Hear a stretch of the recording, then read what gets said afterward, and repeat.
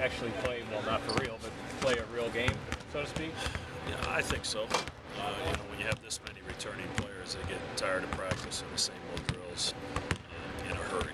So I think I probably noticed that and got that sense more with this team than the last couple teams. But we still have a long ways to go. There's a lot of room for us to improve on both ends of the floor. We certainly learned some things from this weekend, and we'll put those into place in practice this week. What did you learn about your guys in that scrimmage, and what do you want to see here on Friday? Well, the best part about a close scrimmage like that is you can put a lot of different combinations on the floor. You can, guys get an opportunity that may not get an opportunity in an early season, regular season game. So we get to look at some different combinations, and some will work better than others. And I think it just, when you're playing against someone other than yourselves, maybe some of the things that you don't notice in practice that you aren't doing as well, or maybe some things that you thought you were doing pretty well in practice, and you get and play against someone else and it doesn't go quite as smooth. So the video was from that close scrimmage is a huge learning tool for us, and we'll watch some of it today and continue to break it down throughout the week. Greg, talk about the All-America team that came out yesterday. That got the second most ballots of anybody. Were you surprised at that, or what? It's hard to believe in one sense. I've known him for a long time, obviously. But if you look at it another way, he's the only returning guy off last year's All-American team, and generally those guys are going to get some preseason love the following year. So he's worked for it, he's earned it. It's a great feather in the cap for him, and certainly it's good for our program. It's never happened in the Valley before, so for one of our players to be the first, I think, is huge. About team-wise, to get the recognition, I know it doesn't mean anything because it's preseason, but is it nice to know that you're respected as kind of the front runner? I hope we handle it better than we did last year, because I don't like finishing second. We had a good year last year. Wichita had an exceptional year, and we understand what we're going to have to do if we want to try to get to that point where we can make a lot of noise in the conference portion of the season. We were right there until mid-February.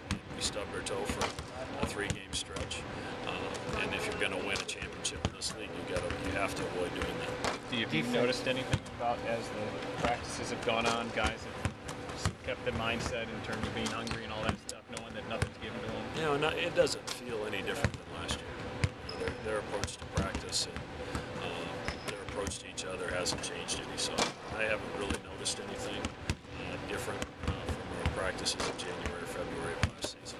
But the expectations are different this year compared to last year. If you look at it, there's a lot there. Yeah, it's there, and a lot of that has to do with what we did last year. So the expectations in the preseason are based off what you did a year ago and who you returned.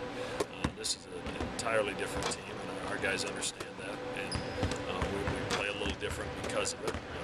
Obviously, Antoine's absence makes us a different basketball team, but we have some guys that have improved in other areas. We've been a little dinged up for the last week or 10 days, and hopefully we gradually get some of those guys back that have been missing some practice time. Who's going to be missing? What you wanted to see at the finals? Well, there were at times, but it certainly wasn't consistent, not nearly consistent enough, for us to be where we want to be. There were some, and our offense was the same. There were times on offense that we were very efficient, and times when we weren't as efficient as we need to be. But that's also expected. We're 2 weeks in. And, if we'd have been perfect on Sunday, then I probably would have been concerned about that. Who's not going to play Friday? Nobody's not playing Friday. We've just had some guys that have missed some practice time with nagging injuries. Johans has missed some practice time. Nevin's missed some time. And we're hoping to get them both back on the floor.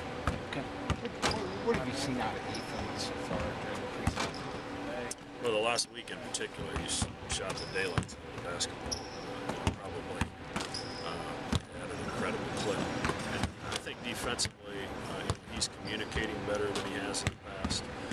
And obviously, we bounce him back and forth from having to defend a power forward and then having to defend the center if we decide to go small with he and Doug at the same time. So we ask a lot out of Ethan, and he seems to have responded, and I think he's embraced the role that we've asked him to play.